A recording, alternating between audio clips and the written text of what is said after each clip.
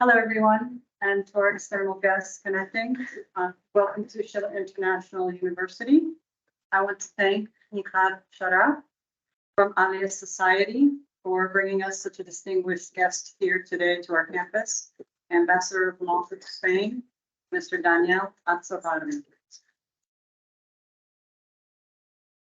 Welcome, everyone. My name is Nihat Sharaf, and I'm the founder and president of Alias Society.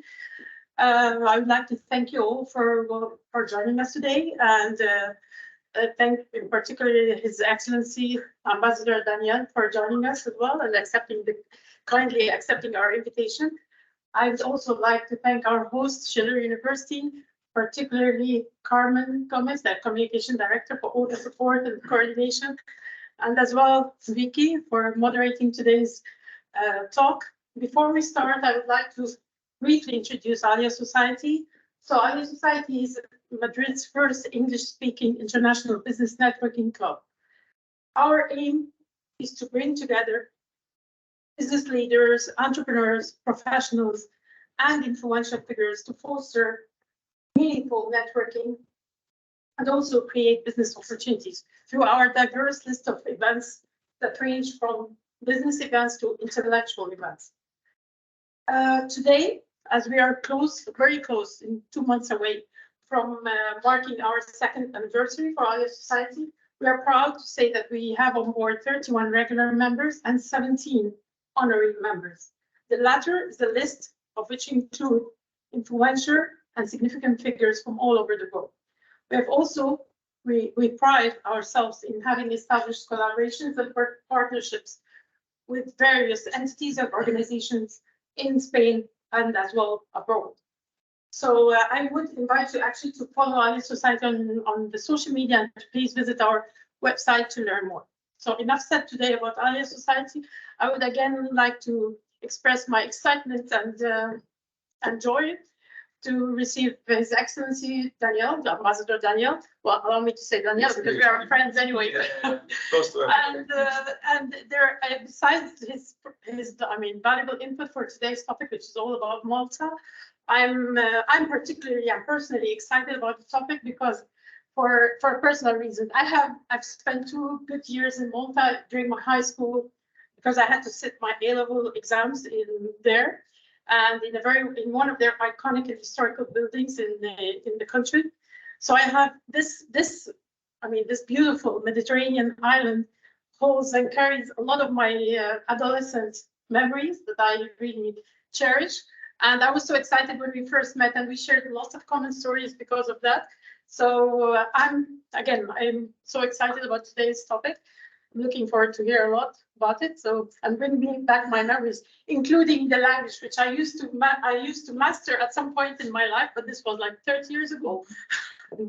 So anyways, I think we shared some common areas there. So thank you all again for coming and joining us. And please allow me also to welcome His Excellency Mr. Omar Al-Khatiri, the Omani Ambassador.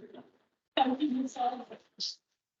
And I look forward to receiving you here as well next time.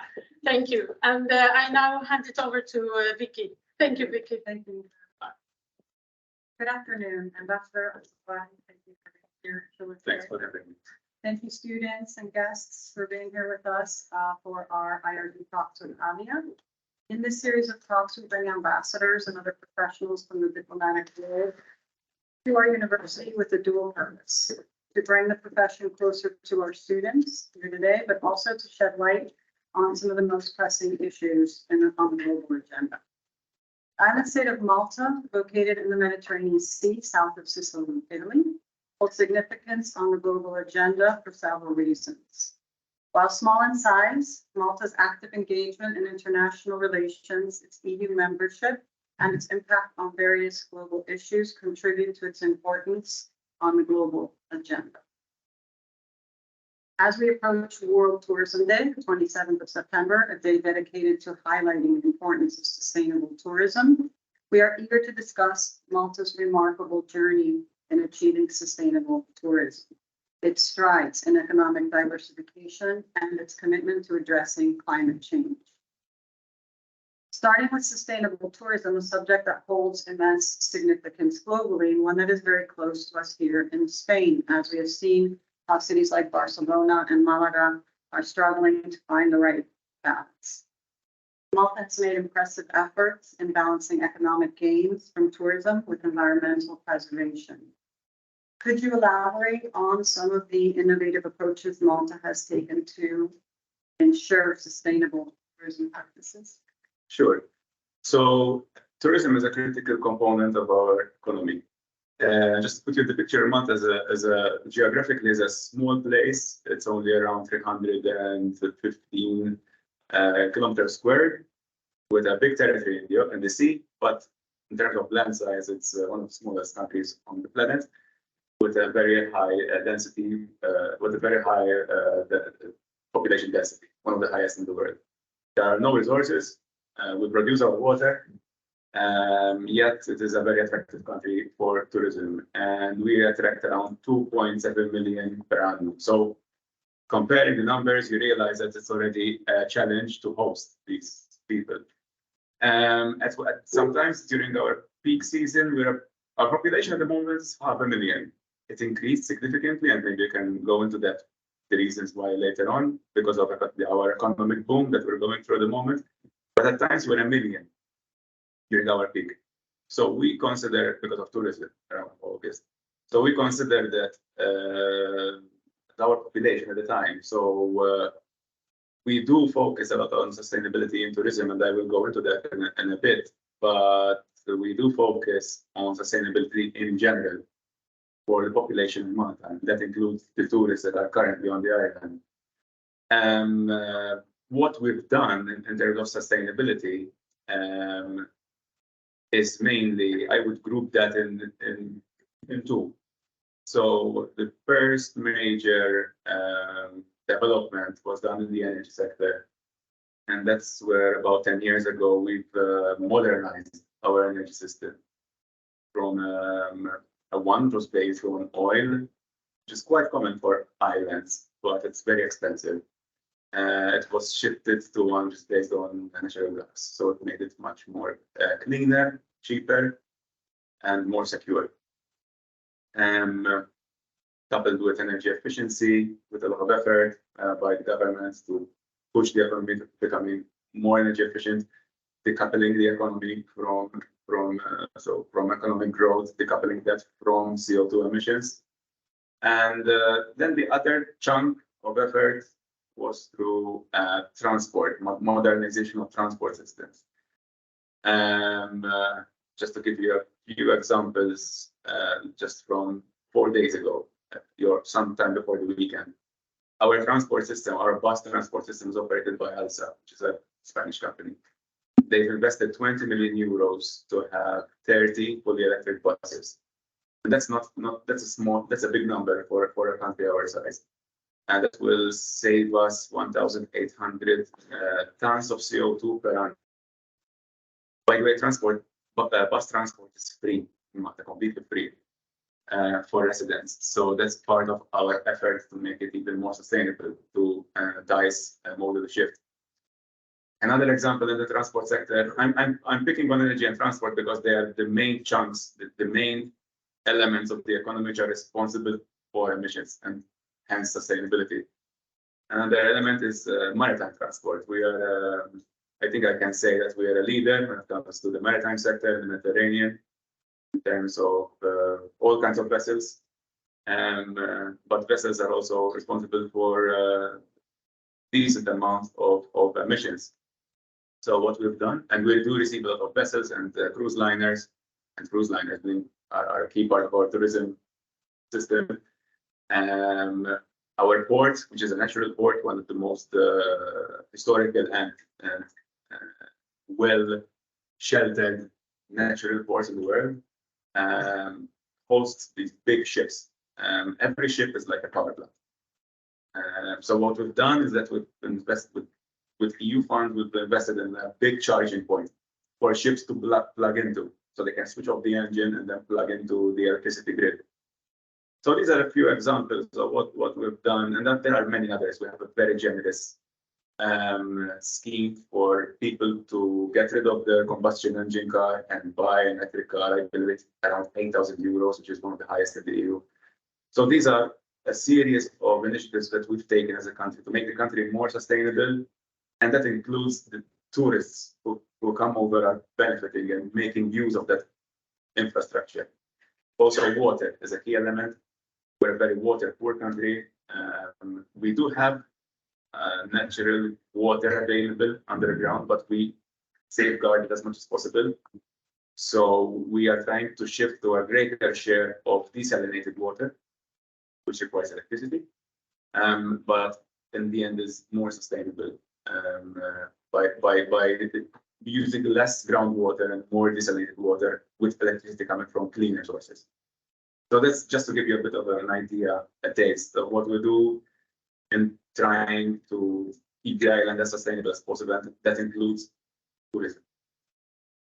So building on that about tourism, Malta attracts a lot of international students because of its blended history, culture, and language schools. What is Malta's strategy regarding international students? Right. These international studies, international students. I'm already afraid because with everything you've told us, all our students are going to want to go to Malta now. Calm down. No, so we do have this legacy industry of English teaching, English learning. By the way, we have two official languages in Malta, which is English and Maltese. So due to our history, English is quite strong on the island, and we do have very good level of English teaching. One of the advantages of Malta is the climate. It's a mild climate. We have around 300 days of sunshine in the year. It's a very secure and safe place, like Madrid. It's well connected despite it being an island. And apart that it is true that we do attract a lot of students, especially in the summer, to learn English. We have a range of educational institutions. We have the university, which by the way is one of the oldest universities in Europe. It was opened during the Spanish Empire. And we have technology institutes and have private universities. And just to give you an idea, our university is equipped with all kinds of courses, but it's, for example, cutting edge when it comes to medicine. We have a foreign university, if I have to stick to this example of medicine, called the Queen Mary University. It's a British university, and it's been there for about 4 years now with a campus on the sister island of Malta, which is called Gozo, and now we're having medical doctors from all over the world graduating every year. So it's a diverse ecosystem, not just language, but also other courses. The reasons I've mentioned are a few why people have become. Okay, great. I want you to go abroad, but we want you to stay here as well. So. Do a credit there. We'll have to say it in a minute. Okay, if we talk about international diplomacy, which is one of our flagship degree programs here at Schiller International, Malta actively engages in international relations and multilateral and international diplomacy. And its location is indeed very relevant as well. What is the role that Malta wants to play in the geopolitical framework? Okay. I always like to start answering these kind of questions by saying that even though we're very small in terms of geographical physical size, I think our footprint in the world is disproportionate. I like to believe that we're quite relevant in the world. And even though the island has relevance historically, we have a history of 8,000 years. The main selling point of the island has always been its location between Africa and Europe. It has always been invaded by superpowers because it has this added value in terms of location. Nowadays, if you look at Malta's history, it has always been there has always been a great link towards warfare. So a lot of superpowers required Malta to trade, but also to conduct warfare. And therefore, it wouldn't surprise you that our constitution today and tomorrow, the day after tomorrow, we're celebrating our 59th anniversary of Malta being independent, is now based on peace. We're a neutral country. Yet when it comes to policy, we're not neutral towards what's happening in the world.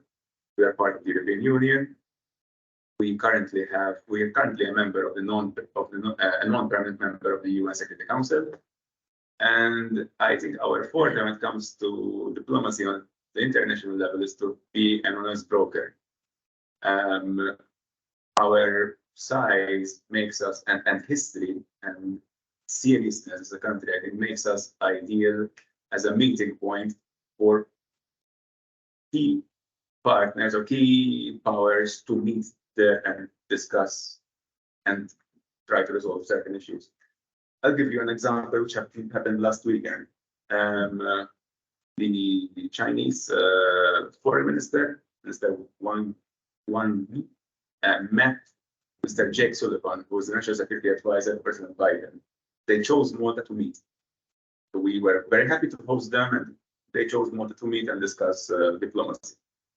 And that's something which gives us great pleasure because it shows that we're relevant in having these two critical partners meet during such complicated times. And we have a history of these kind of meetings, which is maybe a bit of trivia. But in the early 1990s, there was the famous Bush-Gorbachev summit, which was one of the key elements towards the closure of the Cold War, happened in Malta. And 1945, Churchill met Roosevelt before the Yalta Conference to coordinate their position before meeting Stalin. So Malta has always been a meeting point for big powers to meet, coordinate, and take big decisions.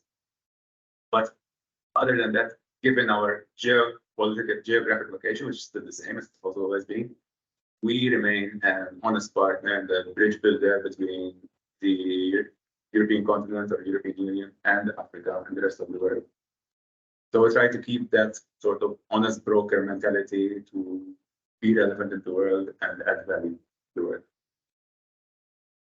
Shifting our focus from diplomacy to economic diversification. Malta has been recognized for its economic base beyond tourism. Could you provide insights into the strategy Malta has employed to achieve this diversification and what sectors have shown promising growth? Okay. The route towards our sort of psychology, towards this, the philosophy, and in terms of creating an economic ecosystem which works is always, I think we are hardwired to think outside the box because, as I said, we're basically a small island without any resources apart from the human capital as a resource. Traditionally, the economy was based on the maritime sector, mostly warfare, and during previous like British period and things like that. Nowadays, it's a service-based economy. Tourism is about 25% of our GDP, give or take. But there are critical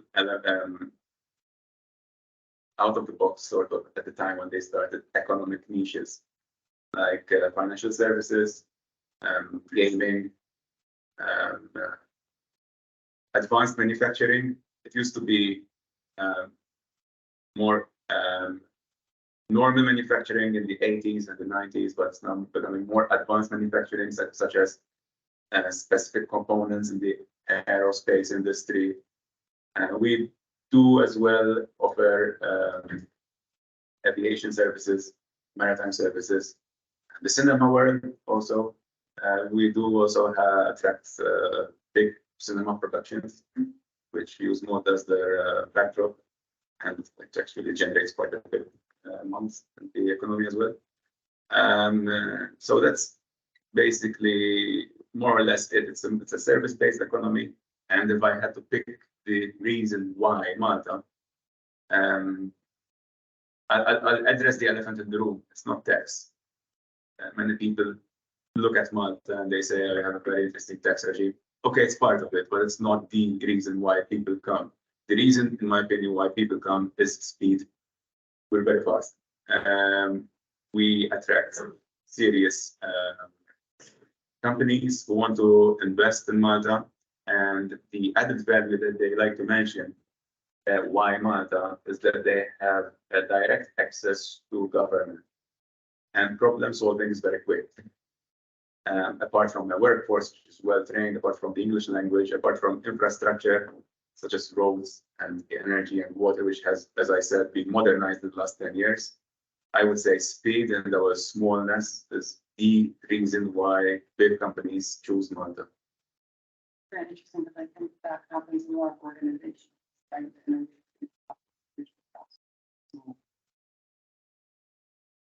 so, moving on to climate change, we talked a lot about sustainability at the beginning of the talk. Climate change is a global challenge that requires collective action. So, what is Malta doing to address climate change? Okay. First of all, I think what we're doing. First of all, our contribution to climate change in the world, if I may, is negligible because of the size of the country. Yet, what that doesn't mean, that we're not part of the system and part of the game and addressing climate change. To the contrary, what we're doing is that we're at the table. We're always at the table.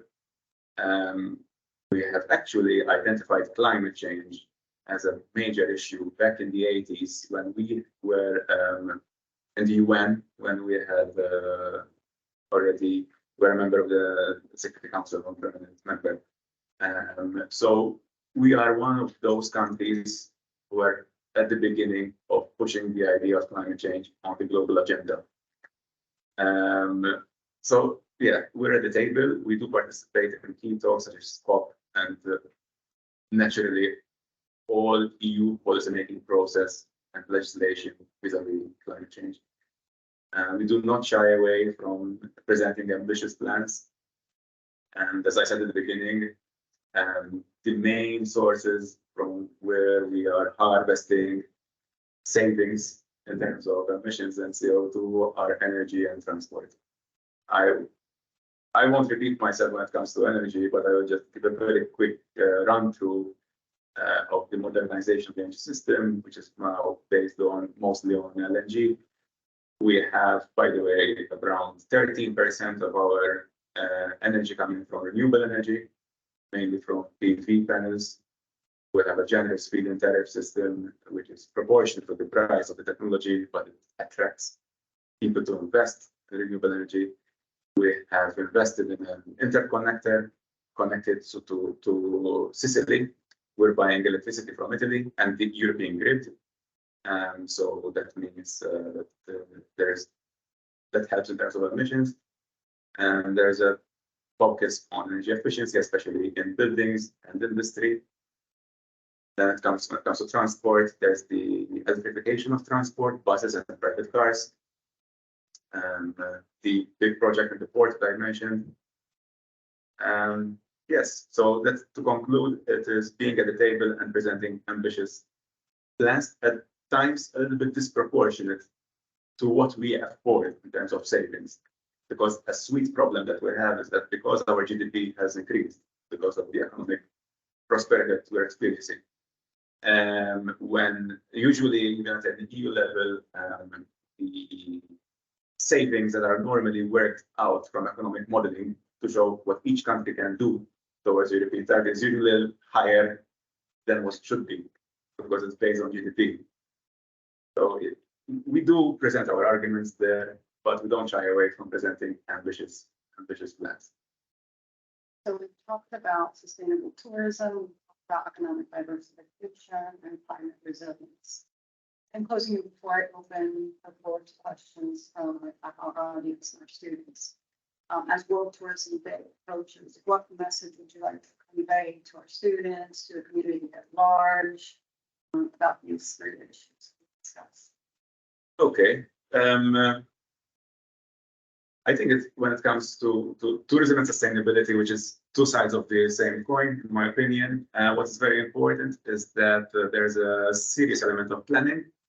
So I think there needs to be a genuine functioning internal EU market to make sure that there is a division of labor when it comes to tourism. What I mean is that the right tourists should go to the right place, and it should be easy for any kind of tourist. There's a wide range of tourism, kinds of tourism, to find their way or where they should be affordably, sustainably. And I think every time where the EU internal market functions genuinely, things fall into place. The other thing I think is planning from the country point of view. Each member state of the EU, tourism, there is not a lot of EU competence when it comes to tourism, so member states can create their own plans.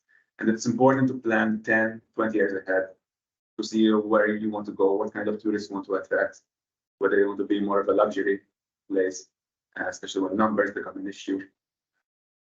There are examples even in Spain, whether you want to focus more on certain luxury kind of tourism to reduce the numbers. You need to plan ahead. And I think the third point then is education, and that for any kind of tourist, whenever visiting another place, and for the host on how to treat the tourist, not only as a product, but as a member of the society at that point in time, to with certain behaviors to be more sustainable. So I would say the genuinely functioning of the EU internal market, serious planning, long-term planning, and education are the key elements. So I'd like to open the floor to questions. Yes. I have two questions from our users connected. One is regarding when Malta joined the European Union in 2004, what has been the impact on the country? And the second one, so we can already think about it, is talent attraction one of the biggest challenges for Malta, and how are you addressing this challenge to attract international talent? Two very good questions. I'm lucky to have lived the process of joining the European Union. And with joining the European Union, I was 17 at the time. I was lucky to be part of the system in implementing law, and eventually had certain roles, key roles in this. The country changed completely. We've seen a big change. But if I had to pick that key element, is I think our mentality in doing policy. And we've become, it was a bit of a shock because, of course, there is an element, you're sharing sovereignty with other partners. I think that strengthens you as a country when you're sharing sovereignty. I don't see it as a threat. But it changes the way you do policy. You have to consult others. You have to look at the acquis. Perhaps maybe certain competences that before you would have taken a decision unilateral, but now you cannot. You have to. But the best part of that, in terms of how it shifted our mentality, is that we've learned how to plan ahead. We plan 10, 20 years ahead. And I think that was a game changer. Of course, there's the EU funding, we changed the country to the better infrastructure. It's a modern country nowadays. But I would pick the change in mentality, which is, by the way, a work in progress. It's going. The other one, there's attracting talent. That's a very pertinent question at the moment, because our unemployment at the moment is practically zero. And the economy is doing well. And we need people, basically. And we need talent. So we're always on the lookout. We try to attract talent by advertising what Malta stands for in the world. That's where we use embassies as well to project an authentic image of who we are. And we do attract talent like that. Sometimes we attract certain talents, which is very hard to explain why they actually choose us. But I know it sounds romantic, but sometimes it's out of love for the country. It's a place where people feel comfortable. There's this element buzz in the air. Things are done to get things done. And yeah, we're lucky in attracting the right people. Yeah. You're all welcome. You're all welcome. Which kind of talents? I think we need people in IT, but I mean IT, but like high level IT, economics.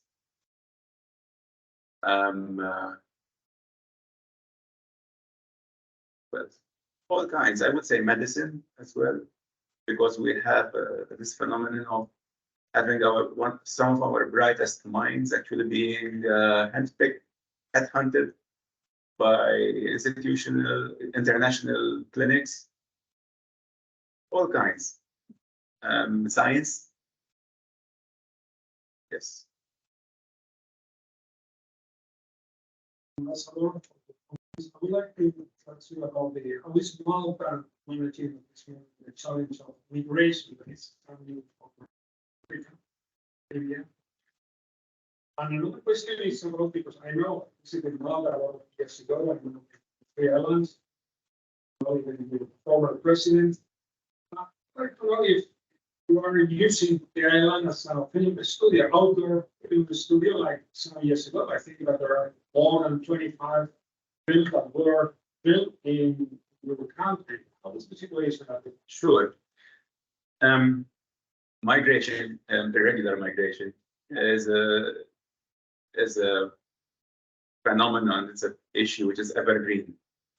And I remember the first boat that arrived from North Africa was around 2000 or 2001, and the problem never stopped since then. It is a very complicated problem, very political. It is a European problem, and we've been saying that since day one.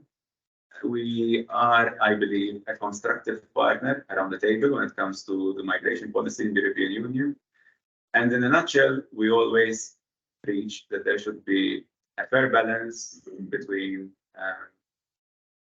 the solidarity element and the responsibility element. There is a bit of unbalance, and naturally so sometimes, because we are frontal member states, Malta and a group of other Mediterranean countries, because it's the first land, physically first land for regular migrants to reach. What we need is a fair system of sharing this kind of responsibility. And that's where our proposal of a mandatory European mechanism with a solid legal base of sharing people who who are part of this phenomenon. I want to emphasize that whoever is eligible for asylum, there's no question about that. Those people are treated in line with international law. We take care of them, and sometimes we do have ad hoc agreements with European partners where they are redistributed. But just to put you into perspective regarding the scale of the problem, a boat with 200 people, even though 200 may sound little, is equivalent to 100,000 landing in Italy. So every boat load of these poor people is a big deal for us. And the only way, in our opinion, to resolve this is through a European approach. Now, a lot is being done, and there have been certain breakthroughs, even in the way this burden is shared. But I think more importantly is that, and even on the European level, this message is coming across, is that the issue needs to be tackled at source and the partial countries. So a lot of political investment is happening in areas from where migrants are leaving. And regarding, sorry, the cinema part, I've mentioned it briefly here. We have, I mean, as I said, we consider it as a key part of our economy, and we have a very generous rebate system to try to attract big companies. And we've done a bit of trivia. At the moment, Gladiator 2 is being filmed in Malta. Napoleon, which is in cinemas right now, parts of it were shot in Malta. Jurassic World was shot partly in Malta, but Pixie, actually, I think that film is the only, because we always double up for a country. That film, we were actually in Malta as Malta, and that's a part of our tourism strategy too, to convince the producers to mention Malta in the film. No, I think it was what's it? I think. No, there is that series. Game of Thrones, yes, Game of Thrones. Gladiator 1, of course, the film Troy. It's also a very good way of employing people in summer. I was one of them. Because when you have big movies, you need a lot of thousands of extras. And when I was student, it was a good summer job. Yeah, so it's a thriving economy. It's a thriving business.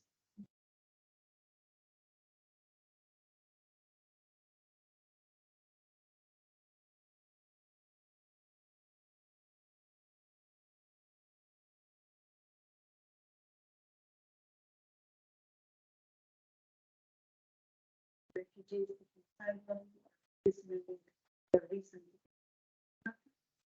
I would say yes. Maybe we're not seeing that immediately, but we're seeing certain freak weather conditions happening. One of them next to our neighbors, our friends in Libya, who unfortunately had a major disaster there.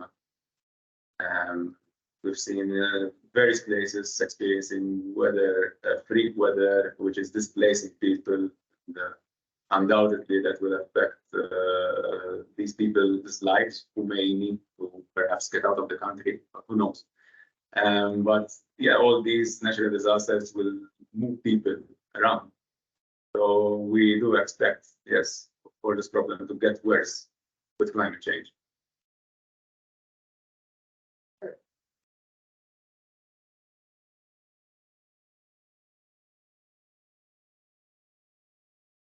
Recent in the touristic apartment.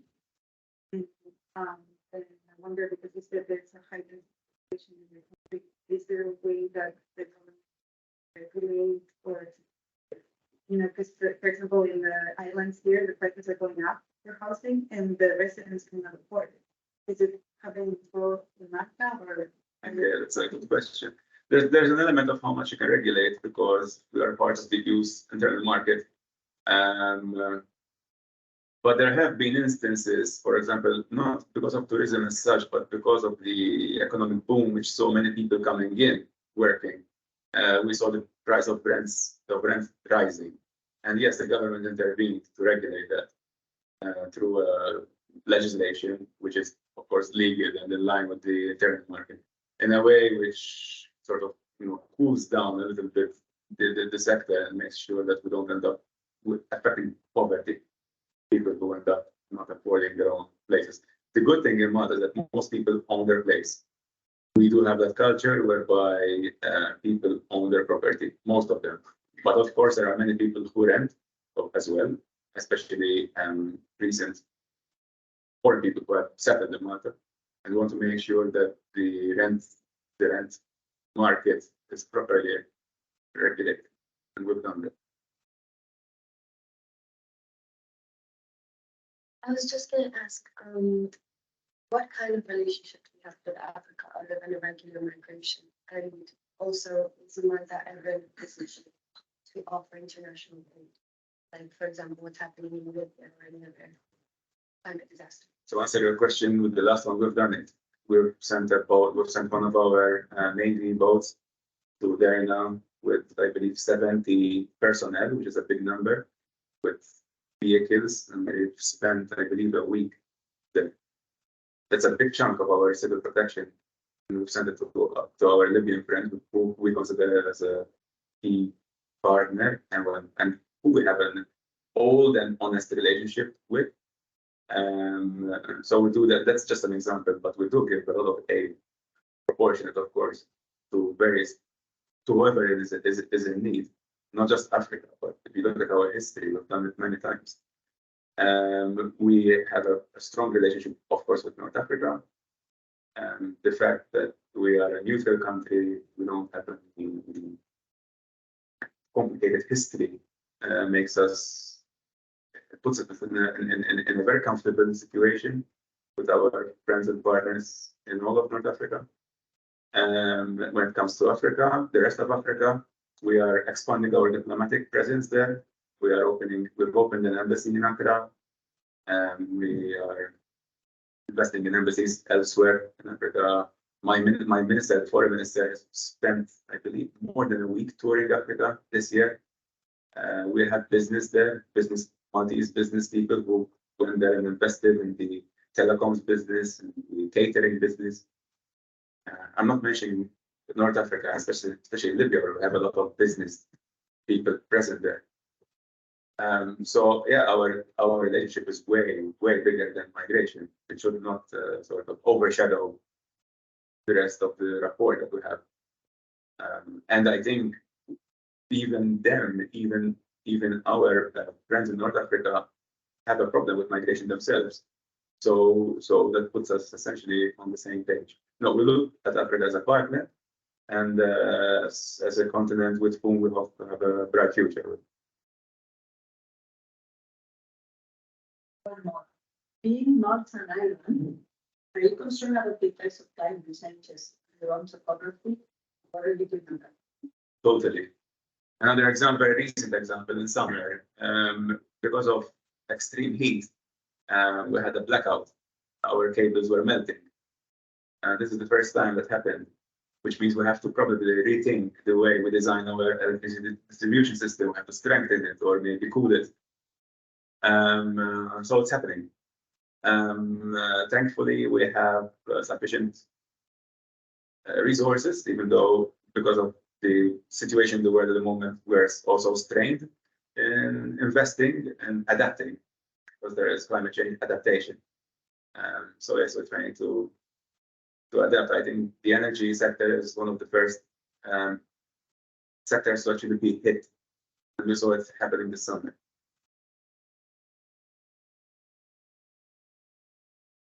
First of all, thank you for the presentation. I feel really like going to Malta today. I love Malta.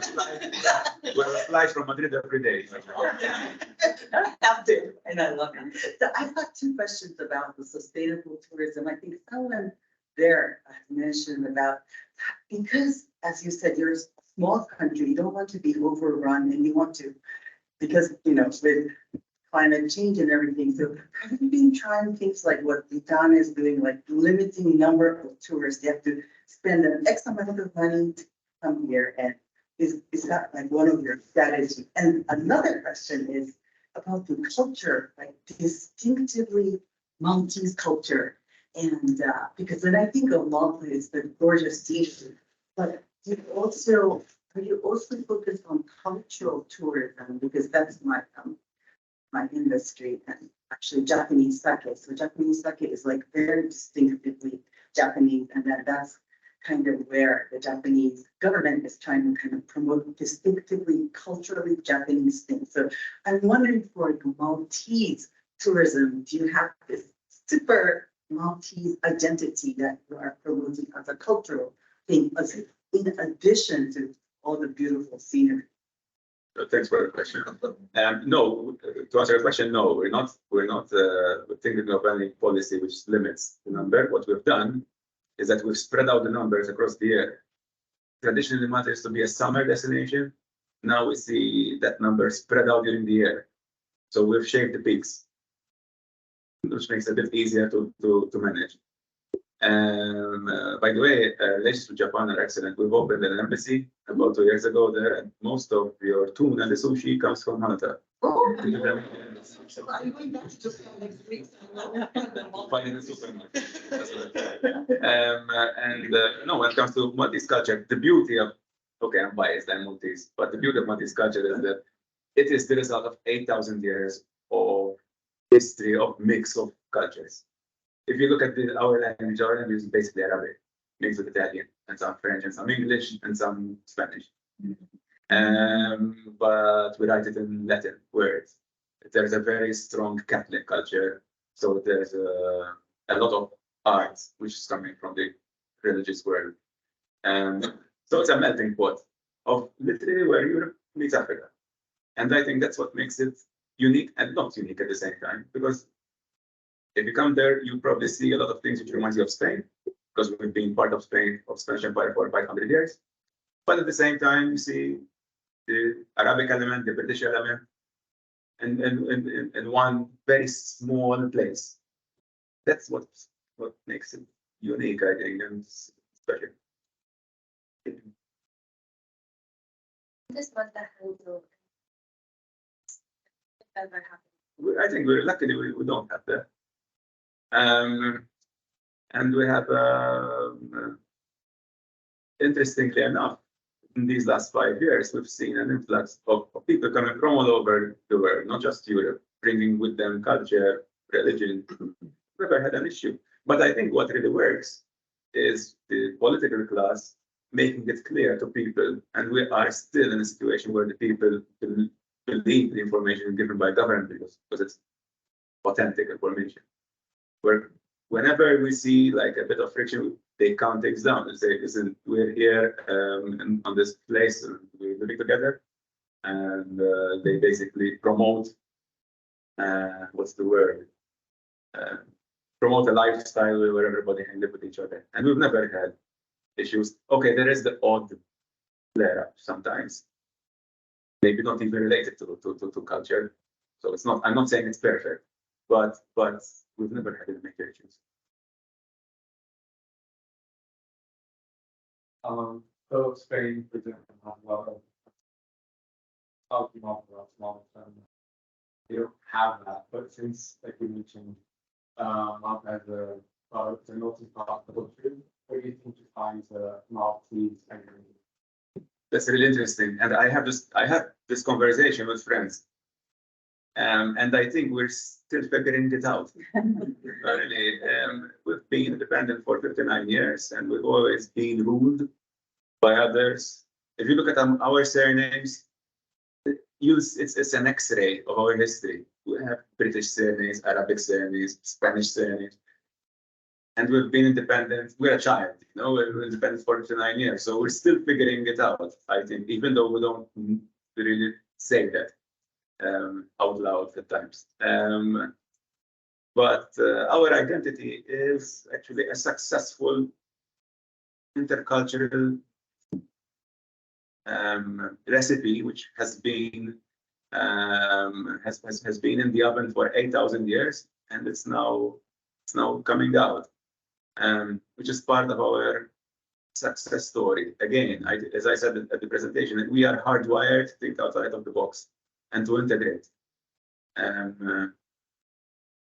But the Maltese identity is that, I think. There is a lot of thousands of years mixing and living together in a successful way. It's difficult to answer this question. Have one more there, and then we'll take the last. Okay. Do we have time for three? Yes, two. Okay, sure.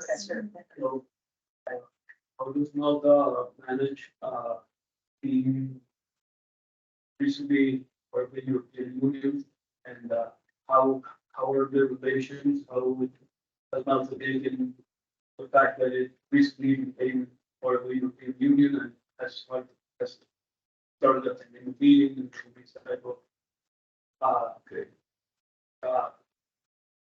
things to do that come with being part of the European Union? Okay. Well, we've been 20 years members, but it still feels like we joined yesterday in the sense that it's a bit of a big change for the civil service if I have to pick one element of it. Being part of the EU, I've lived in Brussels for 9 years, so I've seen and had various roles there from the government side. So I've seen, and it was my job basically to work in this machinery. And it's very heavy, it's very expensive. You need a lot of talent, you need a lot of people to manage all this. There are, I believe, 10 council formations. So even if you look at our embassy to the EU, it's like a mini government. There is so much EU competence that you have to follow each topic meticulously. And there are hundreds and probably thousands of meetings. Ministers have to travel every month to Brussels or to Spain now because there is a Spanish presidency. So it's heavy, you know, on the system, but it ties to what I said earlier in terms of what changed us in being part of the EU, so that broadened our horizons. Ministers meet with their 26 counterparts every month. They talk about their problems, they mix ideas, exchange notes. So I would say it's heavy on the system, but more beneficial overall. That's a short answer. Having had so many, as you say, cultures, invasions, and people coming from different cultures, and from this turmoil, your country is kind of stable politically. How do you do it? Because I can see here that in the same country, just different regions are fighting there. And you had somebody from all over the I world. think. I think it's a result of. Let me give you a bit of trivia just to put you in perspective. In 1942, Malta was the most bombed place on earth. So we have a very bloody history. So we are wired to always do think towards peace. And I think we were lucky with strong leadership ever since we had independence, prior to independence. And there was an element of maturity always. And even if you look at our constitution, which has been tweaked along the years, but we have a very stable political system where democracy is very healthy. Our turnout for an election is over 90%. So that's a good clean bill of health in terms of democracy. We have two main parties, which so far are two main parties. And when push comes to shove, they are both mature and they do work together on critical issues. So far, it's a maturing democracy. So if you look at us 10 years ago, 20 years ago, you see progress along the years. It's works in progress. But I think it's a mix of history, mature leadership, and a solid legal base.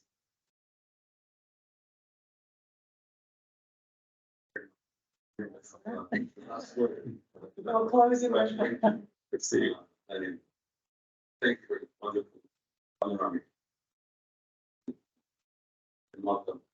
You can compliment some of the questions asked in regards to your tourism sector and the certain health, how you deal with it, where you go with what's the summer jobs and how does it complement your population, your demographic? Okay, at the moment, the hardest part of the challenge is people, workers. So we're actually going through a system which is evolving in terms of how we're regulated because it's a new phenomenon of actually importing talent, people to run our tourism business, hotels, restaurants, you name it. Of course, that's a bit of a sweet problem because it's adding to the stress on infrastructure and also changes to society because these people will need to then live with all the last 5-7 years, it's all very new. So we're managing that through at the moment through this system of importing literally people would like to work on the island. But I think going forward, there needs to be serious planning in terms of what kind of tourism, what kind of niches do we attract. And I think that will need to be a discussion which will need to be held soon. And a serious plan will need to be rolled out. Okay, so I was going to say that was the last question, but because it's Nihad and they are our sponsors, we will let one more question. Actually, I have a question, Nadia, is that after the so-called Arab Spring, there was an influx in the businesses that moved to Malta. So how, with such a small country's economy, how were you able as a country to accommodate this sort of business in terms of the market competition and the amount of businesses that opened up and moved into Malta, the money that has moved, just like most of the neighboring countries that were at peace while this trouble has happened in the Arab or in the Middle East during 2011. How was Malta able to accommodate this amount of businesses? Because I've been on a visit last year to Malta and it has been buzzing with lots of businesses, and I can see that it's full. I don't know if it's more than the capacity of the economy can hold, or how was the government able to handle it? We're engineered in a way to always pull towards us in foreign direct investment because it's our only way of survival. So these companies are welcome, and we have an infrastructure whereby they're not just welcome but incentivized to work there. be it funding, be it office space, factory space. And it's not just from the Arab Spring, it's from various other perhaps problematic elements in the region, which are now seeing us as an attractive option. So an anecdote, our quality of restaurants has improved because of so many Sicilians opening restaurants in Malta. But so far, it's been well managed. But as you say, and that discussion is being held, we're close to being full. So there are actually voices which are sort of calling for the cooling down a little bit of the economy, but that's very complicated to do. So it is a challenge which is being looked into right now by government seriously on how to manage this prosperous problem. You know, it's this issue which is a good problem to have, but how to do it properly. And at the end of the day, we're talking about people. And want to make sure that everybody is treated fairly as a citizen of the island and our rule of law. So there's no clear answer for that other than we're welcome, we're open for business, but by time we may need to tweak the system to make sure that it's sustainable. Thank you so much.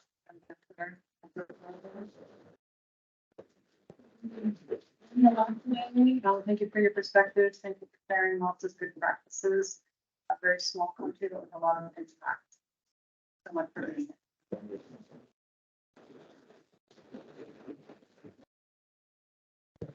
Thank you very much. Thank you. It was nice.